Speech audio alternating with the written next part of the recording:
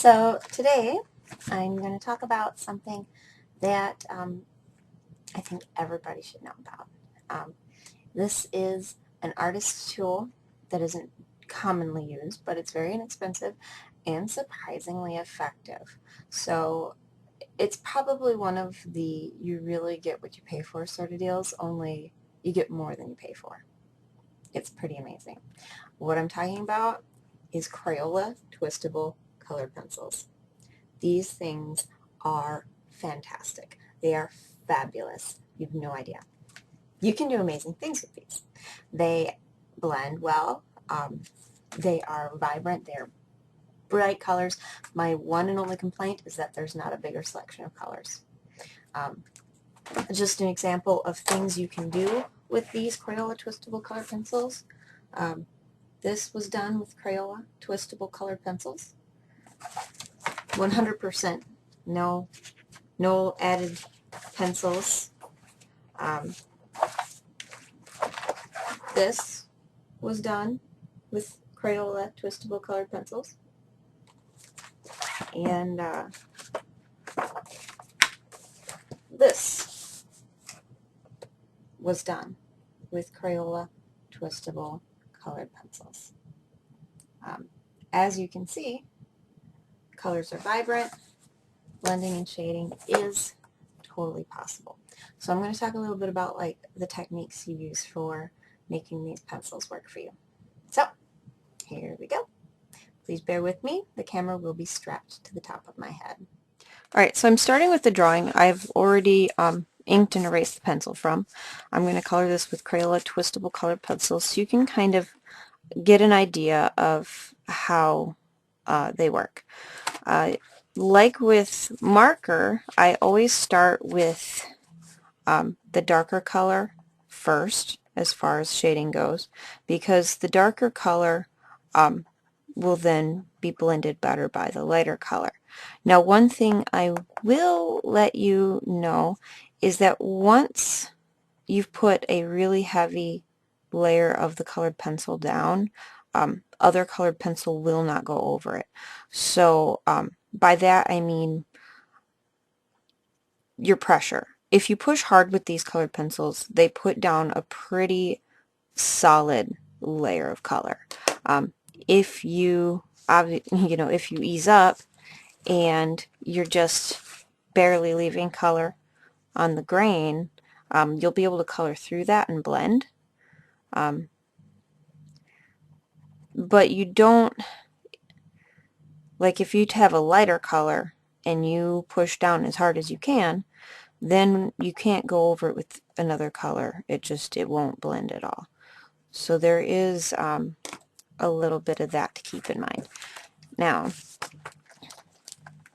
that's very useful, for instance, if you're doing a really small area that has, let's say, teeth that you don't want to get any color on them. Any white area. Now, the white will color over a lot of stuff. I find it to be a very useful blender, but I'll fill in areas I don't want any color in just in case I get out of my lines. So you start with your darker color. I'm out of gray. My Myote characters use a lot of gray, and I've already gone through 2 packages worth of gray. So you can make your gray, obviously, by coloring lightly with the black and then going over the top with the white. Pretty standard, pretty smart, but notice I didn't color very heavy with the black. If I'd colored heavy with the black, you wouldn't be able to do that. One thing to keep in mind is these colors are they're pretty solid. Like they're almost primary-esque in a sense. You know, something you would expect out of a child's coloring device, but so you might have to do a lot of blending to get the colors that you need. There's all sorts of layering that goes on when you're trying to get certain looks. So, and they only have they have a brown, and I use this tan color to to do lighter brown, but it's a tan. There's also a burnt orange, I think, or dark orange that works well as a tan color. So just start with your dark area, dark shadows. Shadow, shadow, shadow. The one thing I will say is that if you have, let's say you use a pencil that leaves heavy grooves in the paper, these will have a hard time coloring in those, or over those, I guess I should say.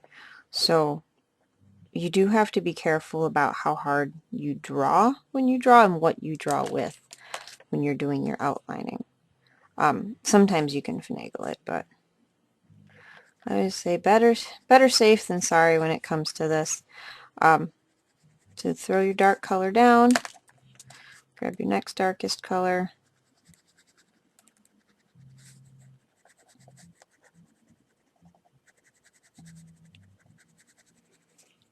and I'll top it off with the tan. And if you get out of the lines, like let's say you go over the edge a little bit, if it's not too heavily, like if you haven't pushed down as hard as you could possibly push, there is a chance you can erase it. These aren't really erasable pencils, but they do erase to a degree, which has saved my sorry butt, because apparently I completely fail at staying in the line sometimes. So it's pretty exciting business, I guess. And so yeah, here's more shading, more coloring. I kind of discovered these by accident. Well, not particularly, but kind of by accident. You see, I was a security guard, and for a university, and that meant a lot of desk time. And a lot of desk time meant a lot of boredom, especially at 3 in the morning. And so one day, while I was trying to find something to do to kill my time, because I was reading my way through just about every book I could possibly get my hands on, and anyway, I went to Target and I saw that they had these twistable colored pencils in their coloring book section. So I bought myself a coloring book and I bought myself some of these colored pencils, and through just coloring in the coloring book, I kind of discovered that these pencils have a lot of potential. They have a lot of potential for a lot of good. I would like to see more artists using them, because maybe then Crayola would step up and make more of a variety of colors, because they just still have the 30 colors that they came out with 8 years ago. And as awesome as these 8 colors are, and I suppose you could kind of mix colors to get what you want. You can't always get what you want from the 8 colors. But it's one of those things where it can take some practice to figure out how to do it. Clearly, you can see that they're good pencils. They really are. I know a lot of people might think, hey, it's Crayola. Crayola's for kids. And that whole, well, we're artists, so we have to pay $3 for a colored pencil, and that's not the case anymore. You shouldn't have to pay, $3, $4 for a quality art tool. Yeah, there are some that are definitely worth the money. Prismacolor pencils are fantastic. They are probably some of the best colored pencils out there. However, don't sell a tool short simply because it has Crayola, stamped on it. This is definitely one of those diamond in the rough, rare finds. Gotta love it. In fact, since I started coloring with these pencils, I haven't hardly touched my Prismacolors, which is sad because I love my Prismacolors. But, you know, they twist. You don't have to sharpen them, and my biggest complaint about Prismacolors is you'd go to sharpen them and you break the lead 2 billion times. They sharpen, they're waxy, so they go on smooth. You know, they have tons and tons of things that are wonderful about these pencils. And you can buy them at Target for, you know, a few bucks, or Walmart, or wherever the heck you go shopping. So, and you don't have to go to a specialty store. You don't have to go broke getting a set of 30.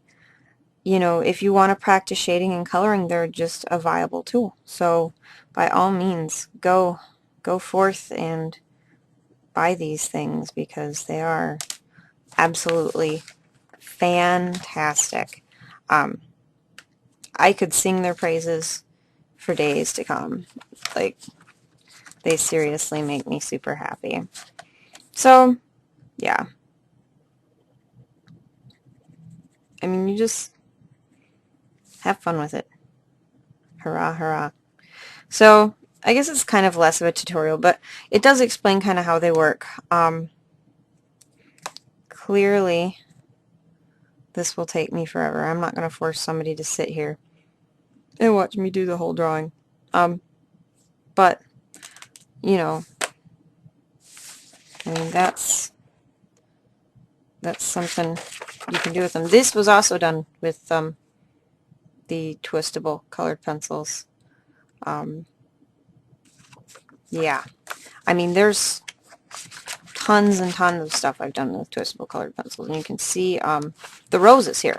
Actually, the cross I did with marker, and the flowers, the roses, I did with the colored pencils. And I'm sure there's more colored pencil in here. This I did all with the Crayola Twistable Colored Pencils. And this I did with the Crayola Twistable Colored Pencils. So as you can see, you know, they're actually one of my favorite mediums. This was all done with Crayola Twistable Colored Pencils as well, as was, I think there's another one in here somewhere.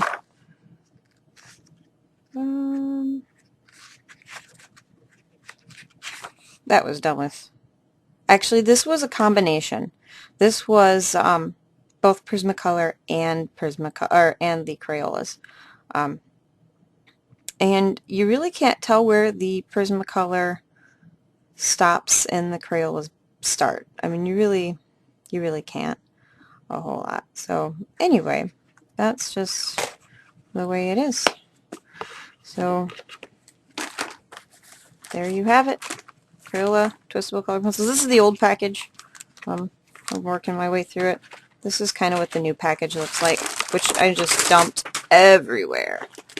Well, this is what the new package looks like. And you can buy them in smaller packages if you want to just give them a try. I think they come in packs of like 10 or something with just basic colors. So anyway, have fun.